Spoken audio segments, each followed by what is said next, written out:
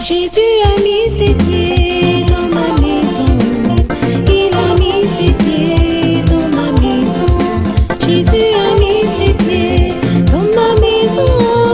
Il a mis ses pieds dans ma maison. Jésus a mis ses pieds dans ma maison. Il a mis ses pieds dans ma maison. Il a mis ses pieds.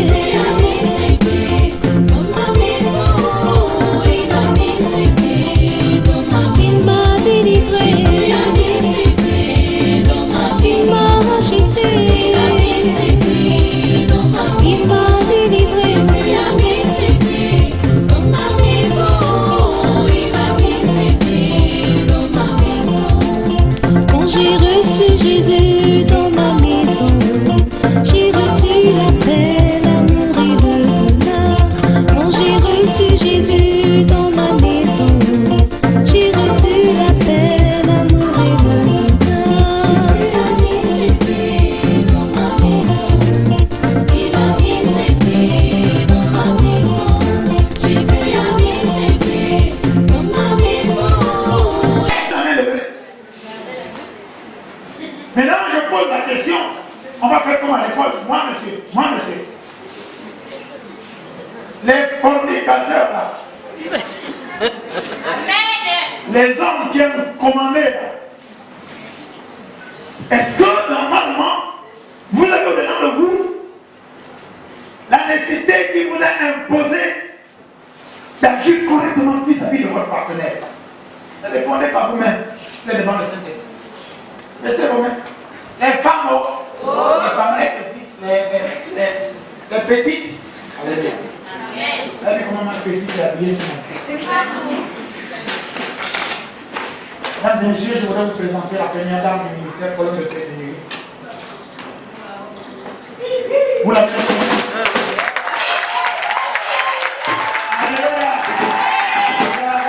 Alléluia. Ici, vous qui êtes en relation, c'est elle la première dame de ce ministère. Et ce matin, j'ai voulu qu'elle s'habillasse comme ça. Alléluia. Pourquoi? Parce que, je vous fais témoignage, c'était une bagarre. C'était une bagarre. Et depuis hier, elle m'entraîne chez cet tailleur. Moi, je suis allé avec le mauvais cœur, je dis la vérité. Et c'était une charge.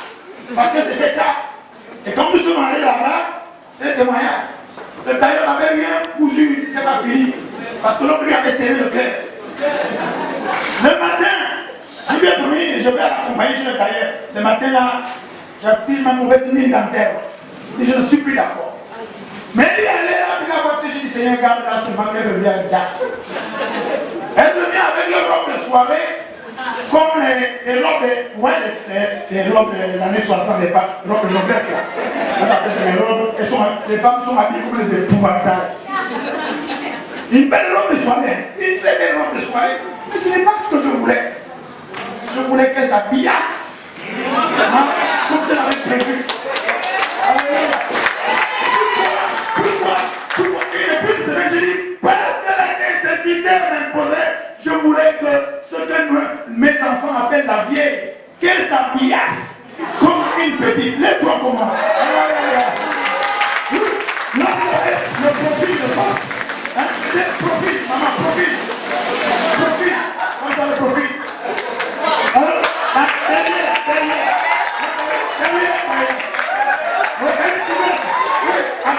Elle est couverte. Devant elle est couverte. Pourquoi? Parce que la nécessité, on est dans le monde, disait, je veux qu'elle soit habillée comme ça. Ajouter. Et puis le visage de maman s'est éclairé. Parce que la nécessité m'imposait. Alléluia. Amen. Quelle action faites-vous pour vos enfants, pour votre femme, pour votre mari, pour votre pays, pour tout ce que vous faites? Parce que la nécessité vous l'impose.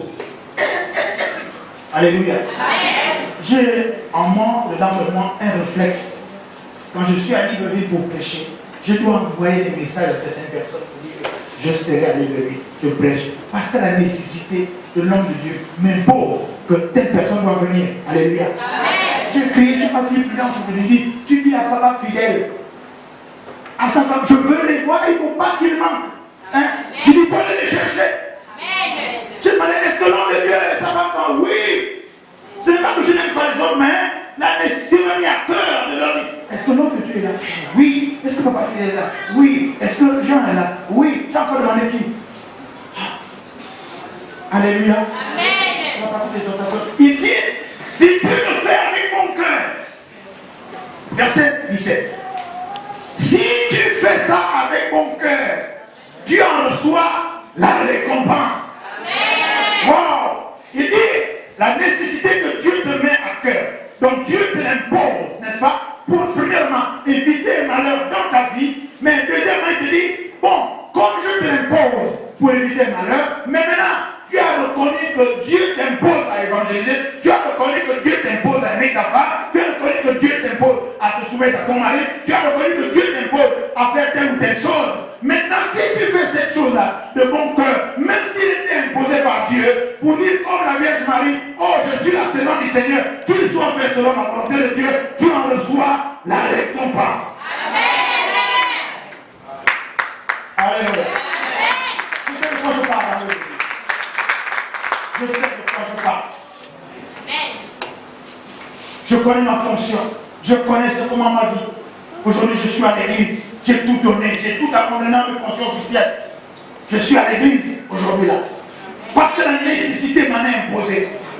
Mais j'ai compris que je ne dois pas désobéir. Et que si j'obéis, et comme j'obéis, mais je dois le faire de bon cœur. Alléluia. Pour avoir la récompense. Nous allons voir qu'il y a des douleurs là-dedans. Vous priez pour des gens à l'église. Ils sont bénis quand ils sont, ils racontent n'importe quoi. Amen. Mais Dieu dit, tu dois le partir avec bon cœur. Il y a aussi quand Dieu lui-même veut nous corriger, veut nous tailler pour que nous soyons des diamants. Il te fait tomber exprès, il te brise. Mais il te dit, tu dois accepter le brisement avec bon cœur pour que tu aies la récompense. Oh, oh, oh, oh, oh. C'est comme des enfants, quand le papa et maman corrigent, c'est dur, n'est-ce pas?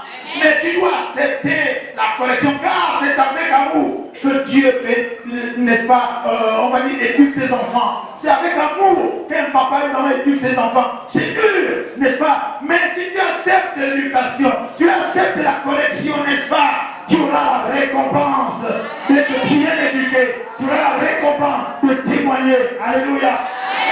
Je me ramène ça toujours par la première cellule. Toi, l'homme, si tu n'acceptes pas les événements, les reproches de ta femme, alors qu'elle dit vrai, tu préfères pouvoir dominer, casser la baraque, tu n'auras pas la récompense. Amen. Parce que la femme, elle aussi, même si ton mari te déçoit dans ce que tu lui dis alors que tu as raison, et que maintenant là, tu n'es plus généreuse, on se comprend, tu n'auras pas aussi la récompense. C'est vice versa. Alléluia. Donc, nos obligations envers nos femmes, nos maris, nos enfants sont telles que nous avons forcément, alors que nous le faisons avec bon cœur, la récompense. Nous allons voir que la grande récompense vient de Dieu. Nous allons le voir tout à l'heure. Je suis encore dans la partie exhortation, ensuite nous allons voir la partie effectivement de la semence. Parce que l'amour que tu sèmes là, tu vas récolter. Ce que tu fais à ton mari là, ce monsieur là qui ne comprend rien du tout, il ne sait même pas que s'il est encore en vie, c'est grâce à toi. Mais Dieu lui va te récompenser. Et cette femme là ne sait même pas que si ce n'était pas toi qui l'avais épousée, elle serait toujours aussi banale, elle serait toujours debout, mais si elle ne comprend pas ça, c'est Dieu qui va te récompenser. Alléluia. Si celle-là qui est avec toi, et tu lui dis, va m'épouser, mais la maman m'a franchi, et que toi tu tournes en rond, tu commences à dire, oh, je n'ai pas les moyens, je n'ai pas les moyens. Mais tu as seulement les moyens pour lui marquer les buts, hein, c'est ça, enfant de Dieu. Tu as seulement c'est ça les moyens que tu as. Pour marquer les buts, allez, sur penalty, en corner, retourner acrobatique, tout ça. Là, tu as les moyens. Alors, alléluia. D'abord, on fait l'entendre, d'aller voir les parents, on parle, c'est les humains. Parce que quand tu parles avec l'Esprit de Dieu pour dire que j'ai un souci, voilà ce que j'ai envie de faire, ils vont te comprendre. Mais si tu joues déjà l'arrogant avec leur fille, tu es là depuis longtemps, 12, 15 ans, tu fais comment marquer les buts, elle c'est la pièce des buts. Attends, C'est quoi ce genre de match-là qui est même pas officiel? On va te retirer la licence. Tu crois que parce que tu joues au stade de Steve, là, tu es une grande joueur, les autres jouent la Champions League. Je m'arrête d'esprit pour que tu mesures l'impact de ces paroles-là. La Bible déclare que maintenant, si je termine avec les vocations, quand tu fais ça avec un mauvais cœur, ça devient une charge. Et quand c'est une charge, personne n'aime la charge. La charge est lourde. Quand même une charge est légère, n'est-ce pas? Mais quand tu la prends parce que tu ne veux pas, waouh, ça devient difficile. Je me rappelle quand on était jeune, à la maison on te dit, tu vas laver les assiettes. Oh non, qui va laver les assiettes? Oh, non, je ne veux pas. Même s'il y a 3 ou 4 assiettes, ça devient compliqué pour toi. Je regardais dans la maison où il y a les petits garçons. Il y a un petit garçon sans aller se laver. Oh là là. Les garçons aujourd'hui, ça sent le coup. Oh, nos garçons aujourd'hui, quand ils rentrent dans ça, tout le monde tombe évanoui. Ah, c'est comment? Alléluia. C'est pour dire que quand quelqu'un ne veut pas, ça devient compliqué. Mais quand tu veux, la charge devient légère. C'est la joie. Alléluia. Et le mariage, c'est la joie. Même s'il y a des gens, quand tu les regardes, qui nous donnent aux autres l'impression qu'il ne faut pas venir en mariage. Mais il y en a d'autres qui disent, oh, quand je n'étais pas marié, elle est épanouie. Alléluia. Mon taux descend. Quel moment du mariage, c'est la femme. Il a l'air petite. On dirait la Joconde. On dirait la Joconde, hein? Le tableau qui coûte des millions de dollars. Voilà une femme aimée dont on s'occupe. Maintenant, regardez-vous les visages pour les faire bon. Dans l'état Jésus. Je voudrais simplement dire ce matin que un enfant de Dieu a des choses qui lui sont imposées par Dieu. La façon de parler est imposée par Dieu. La façon de s'habiller est imposée par Dieu. La façon d'être avec les autres, c'est imposé par la parole de Dieu. La nécessité d'être imposée. Tu dois parler le langage du royaume des cieux. Pourquoi? Parce que la nécessité t'en est imposée. Tu vis avec une femme, tu dois parler le langage de la correction. Tu peux pas être impoli avec ta femme, c'est quoi ça? Tu ne peux pas être insolent avec ton mari. Pourquoi? Parce que la parole de Dieu t'impose de respecter, d'être soumis à ton mari. Et toi alors, d'aimer ta femme. Et les enfants. Est-ce que vous savez que la nécessité vous impose de parler correctement? Parce qu'on va dire, tu es l'enfant de qui? Oh non, oh, je sais, c'est l'enfant de nous pas. Oh, quoi? L'enfant de Dieu. Oh, on nous a su passer le nom. Oh, l'enfant du pasteur. Oh, c'est même les enfants du pasteur qui sont impolis. Non. On doit arrêter ça. Pourquoi? Parce que la nécessité de la correction, de la moralité, de l'éthique, nous avions imposé. Alléluia. On acclame le Seigneur.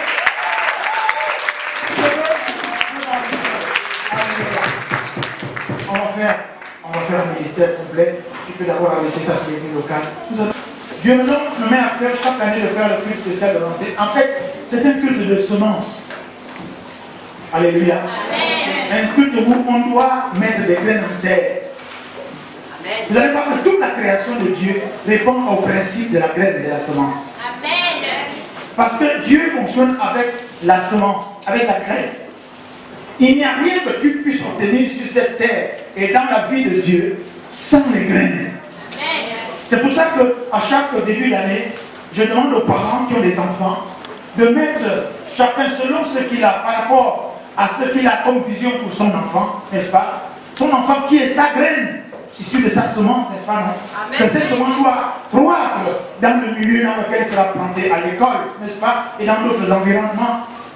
Que chaque parent mette une offrande dans une enveloppe pour semer encore dans la vie de cet enfant, pour entretenir son intelligence et sa croissance spirituelle et intellectuelle. Amen. Parce qu'il faut semer et nous allons montrer avec la parole de Dieu. Amen. Vous êtes avec moi? Amen. Vous allez voir que ce sont les gens qui sèment qui deviennent encore plus riches. Quand la Bible déclare que ceux qui ont de l'âme à ceux qui ont, n'est-ce pas? Pour qu'ils aient l'avantage. Et ceux qui n'ont pas, on va même prendre ceux qui n'ont pas. Oui. Pourquoi? Parce que celui qui a, il va rentrer dans le principe n'est-ce pas, de semer. Alléluia. Et nous avons des exemples qu'on connaît. Semer. Il faut semer des graines dans ta vie. Ta vie tourne en rond là, ta vie est, on va dire le vrai mot, tu es pauvre parce que tu ne sèmes rien, ni spirituellement. Je ne parle pas d'argent là. L'argent est compris, l'argent c'est on va dire sur 15 points, l'argent c'est seulement un seul point. Les gens pensent qu'on va semer, c'est forcément l'argent. Non, parce que l'avantage avec l'argent, c'est que l'argent peut tout. Hein? La Bible déclare que rien n'est impossible à Dieu. Et c'est la même Bible qui dit que l'argent peut tout. Donc, ce qui fait compétition à Dieu, c'est l'argent. C'est pour ça que l'argent prend le pas sur beaucoup de choses. Mais on peut semer beaucoup de choses et avoir même de l'argent alors qu'on n'a pas semé de l'argent. Vous êtes avec moi? Premier verset 1 d'abord. Genèse chapitre 1, verset 11 à 12. Genèse 1, verset 11 à 12. Semer les graines rend les gens riches parce que les graines sont vraiment la création de Dieu. Amen. Pour les choses, vous allez voir que pour enrichir la terre, Dieu a parlé des grains des semences. Dieu a dû semer pour la terre. Mais nous qui sommes à l'image de la semence de Dieu, on doit semer. Est-ce que vous êtes là? Amen. Puis Dieu dit, Genèse 1, 11 à 12, que la terre produit de la verdure, de l'herbe portant de la semence, des arbres fruitiers donnant du fruit selon leur espèce, ayant en eux leur semence sur la terre, et cela fut ainsi. La terre produisit de la verdure, de l'herbe portant de la semence son espèce, et des arbres donnant du fruit, et ayant en eux leur semence selon leur espèce. Dieu dit que cela était bon. Amen. Alléluia. Amen. Dieu a semé, et il a vu que c'était bon, et ça a produit. Donc quand on sème, ça doit produire.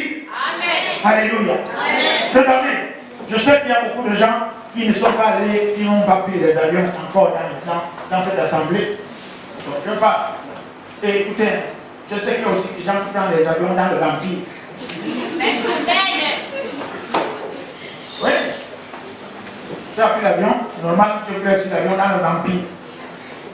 Mais dans tous les cas, vous allez voir quand vous survolez les pays, les grands pays là, les pays développés, hein, quand vous prenez l'avion, oh, oui. Même en vampire. Ah. Quand vous regardez à travers le bleu de l'avion, n'est-ce pas, vous allez voir qu'il y a des carrés et des rectangles sur les forêts. Des carrés et des rectangles. N'est-ce pas, non? Ça veut dire qu'eux, ils sont toujours en train d'ensemencer. Ils ont des champs, ils mettent des graines en terre. N'est-ce pas, non? Donc chaque espace est occupé pour planter, comme nos mamans font au village. Mais ça, c'est le pays développé. Mais quand vous arrivez au Gabon, par avion, vous allez semer la forêt. Et puis vous allez voir les maisons. Est-ce que vous avez... Non, soyez honnêtes. Vous allez voir, pas seulement au Gabon, dans tous les pays africains, les pays pauvres là, vous n'allez voir aucun espace avec des carrés et des rectangles étant dans l'avion. Parce que vous allez dire, ah, les gens ont abandonné les terres, ils veulent seulement venir travailler, rester en ville, faire je ne sais pas trop quoi. Parce qu'ils ne mettent aucune semence en terre et ils sont pauvres. Amen. Prenez l'avion, allez dans n'importe quel pays. Encore pire aux États-Unis, eux c'est carrément des pays entiers, des États entiers, n'est-ce pas? Des forêts où vous allez voir, il y a des caressés dessinés. Parce que les gens ont mis des graines en terre. Et c'est le principe de Dieu. Il faut semer. Amen. Alléluia. Amen. Ce que nous voyons dans la nature également, c'est dans la vie de chaque personne. Si Dieu te donne la capacité de rouvrir les yeux dans la vie des gens ici, vous allez voir, leur vie est complètement informe et vie est pleine de forêts. Il n'y a rien. Il n'y a aucun projet dans la tête. J'ai entendu, je vais en mariage parce que j'aime mon mari. Ah bon? Mais quand Dieu donne Ève à Adam, c'était pour un projet pour qu'il gouverne, pour qu'il s'assujettisse, pour qu'il domine, pour qu'il gère le jardin d'Éden. C'était pas pour s'aimer. Et Adam, oh tu es notre maison, la chair de ma chair, je vais t'aimer. Point. Non. Toi, tu les femmes, tu es sorti de moi. On a un projet là. Alléluia. Amen. Elle n'a rien dit d'autre. Oh, Adam, mais tu me parles seulement le gros français. Tu es notre maison, la chair de ma chair. Tu m'as même pas dit que tu m'aimes. Les femmes, non, tu ne m'aimes pas. Tu ne m'aimes pas encore la chair ainsi. Tu ne m'aimes pas encore. Et la femme aussi, tu n'es jamais venu te présenter devant mes parents. Amen. Amen. La Bible déclare que c'est Dieu qui a dit tout seul. Donc les graines sont la création de Dieu. La création de Dieu. Donc nous allons voir que celui qui ne sème pas, nous avons toutes sortes de semences. Il dit, tant qu'il y aura semence et la semaille, les fruits selon leur espèce, tout cela vient de quelque part. Tu es la semence, l'espèce de quelque part, de quelqu'un de quelque part. Tu es le fruit de quelqu'un, parce que quelqu'un a semé dans la vie de quelqu'un, et tu es devenu toi-même également un fruit. Et toi aussi, tu dois pérenniser ton espèce. Chaque arbre selon son espèce, chaque homme selon son espèce, selon sa tribu, selon sa lignée, selon son caractère, selon sa façon de faire. Donc écoutez, l'arbre, n'est-ce pas, donne un fruit, le fruit donnera un autre arbre qui lui est semblable avec les mêmes caractéristiques. Bien, bien, bien. Toi, sur ton voisin, garde le cœur que tu dois dire que toi, tu es une graine. Alléluia. Dis la même chose. Tu es une graine. Alléluia. Deuxième point. Celui qui sème, c'est celui-là qui doit récolter. Je vais lire dans Genèse chapitre 8 au verset 22. Si tu n'as rien semé, tu ne peux pas récolter. Tu ne fous rien. Attends. Il y a des femmes qui se sont mis dans la tête que, comme je suis en mariage, c'est l'homme qui doit acheter la nourriture, tout. Alors que toi aussi tu travailles. Attends, oh non, je ne vois pas où part son argent. Ok, toi tu sais où est ton argent, non? Mais alors toi, sème pour que tu récoltes davantage. Quand on arrive là, tu resteras toujours pauvre, mais toi tu vas t'enrichir. Pourquoi? Parce que ce sont des lois divines. Tu sèmes dans un foyer, si l'homme ne peut pas te récompenser, Dieu lui, il te récompensera. Alléluia. Je ne sais pas où va l'argent de mon mari. Mais quand ton mari ne sème pas, donc son argent est détourné par le dévoreur. Mais quand toi tu sèmes, n'est-ce pas, non? Tu vas te sauver la vie. Tu sauves parce que toi et lui, vous avez eu des enfants. Tu veux que tes enfants aussi soient bénis, comme toi aussi tu es béni. Et je vais être violent.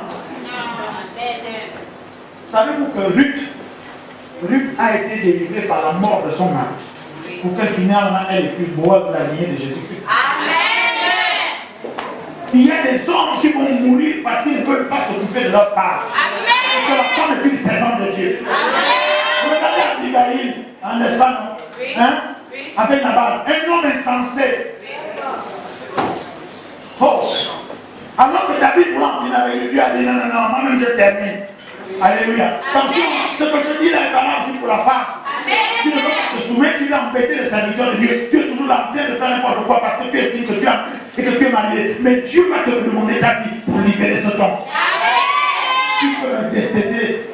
Je n'ai pas peur que tu peux rien faire. Je ne suis pas trop belle, parce qu'il m'entend.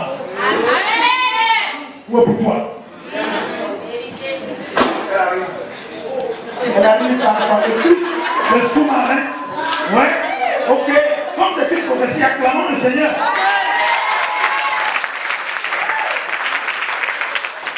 Alléluia. Semer des grains dans vie parce que légalement, deux personnes qui s'aiment, Dieu dit, qui s'aiment, récoltent, quel que soit ce que tu sèmes. Je dis la parole de Dieu. Tant que la terre subsistera, waouh!